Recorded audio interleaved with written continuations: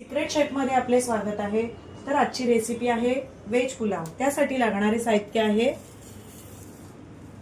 Flower, गाजर, फरसबी, बटाटा व मटार आणि थोडे काजू। आणखीन फोडणीसाठी लागणारे साहित्य आहे खडे मसाले, 4 लवंग, 4 मिरी, 2 मसाला साधे वेलची, दालचिनी, तेजपत्ता, थोडं तूप, कांदा, टोमॅटो, कोथिंबीर, आलं लसूण पेस्ट बनवलेली आहे आणि मिरची हे वाटून घेतलेले आहे। चला प्रथम मी ह्या ज्या भाज्या स्वच्छ धुवून चिरून घेतलेल्या आहे त्या तळून घेणार आहे। कढईमध्ये फ्लावर घालून घेतला आहे तर काढून घेत आहे। त्यामध्ये फरसबी घालून घेत आहे कढईत व गाजरही त्यात घालून घेत आहे।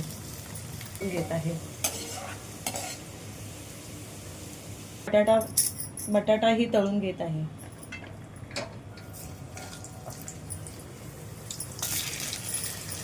बटाटा पण आपला तळून झालेला आहे, पोळी मी काढून घेत आहे। आता मटारही घालून घेत आहे मी।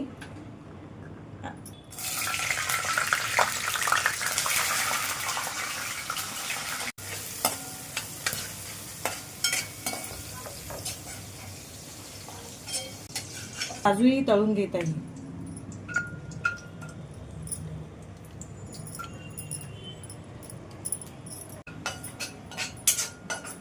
तळून झालेले आहेत।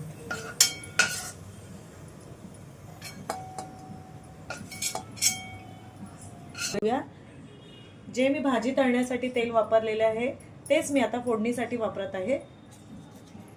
चला फोडणीसाठी मी तेजपत्ता घालून घेतलेला आहे।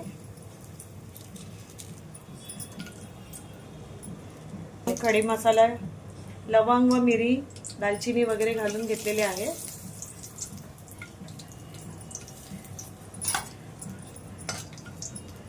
त्यानंतर त्यामध्ये कांदा घालून घेत आहे।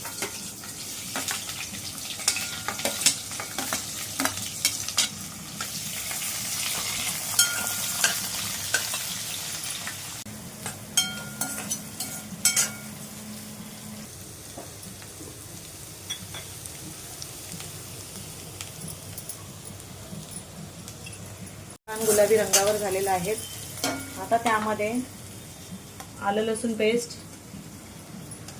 वाटलेली मिरची हे घातल्यानंतर ते पुन्हा चांगलं परतून घेते।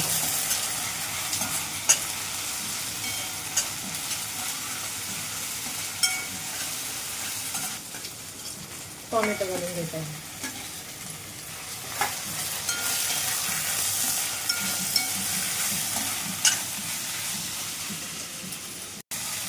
मी कोथिंबीर पण घालून घेणार आहे। कोथिंबीर आपल्याला वरूनही घालायची पण मी फोडणीतही थोडी घालून घेतलेली आहे। कांदा व टोमॅटो मऊ झाल्यानंतर त्यामध्ये जे तळून घेतलेल्या भाज्या आहेत त्या घालणार आहे।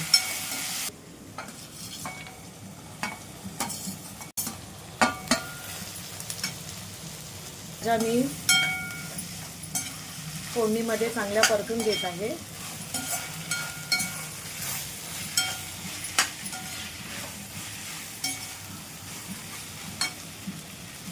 त्यामध्ये मी थोडंसं तूपही घालून घेत आहे।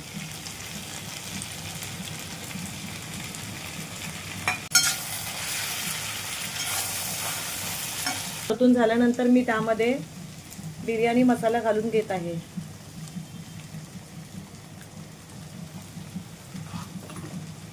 व चवीप्रमाणे मीठ घालून घेत आहे।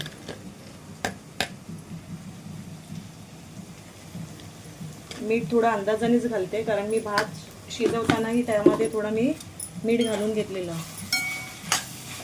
भाज्या परतून झाल्यानंतर मी त्यामध्ये थोडी हळद घालून घेत आहे।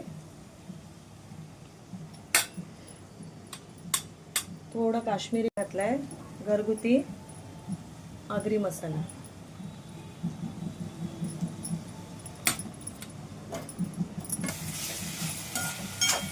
भाज्या मी परतून घेतलेल्या आहे. आता हा तांदूळ मी शिजवून घेतलेला आहे, तो आता मी त्यामध्ये घालून घेते.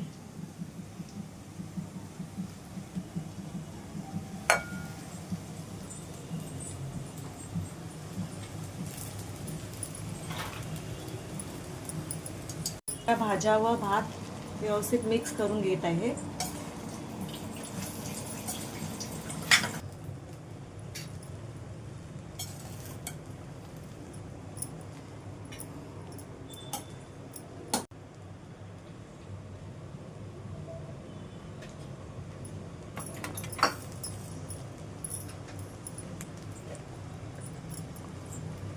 कोथिंबीर घालून झाल्यानंतर मी एकदा पुन्हा त्याला जरा हलवून घेत आहे, जेणेकरून तूप आपला त्यामध्ये मिक्स होईल. बघा, झाकून वाफ काढून घेत आहे.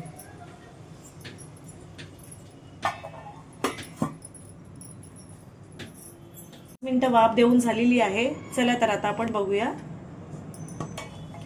बघा, अशा प्रकारे आपला पुलाव तयार आहे. तर व्हेज पुलाव आपला तयार आहे. तर तुम्ही खायला नवीन रेसिपी बघण्यासाठी माझ्या चॅनलला लाईक, शेअर व सबस्क्राईब करायला विसरू नका. व पुलाव कसा झाला आहे हे कमेंटमध्ये सांगायला विसरू नका. या तर पुलाव खायला.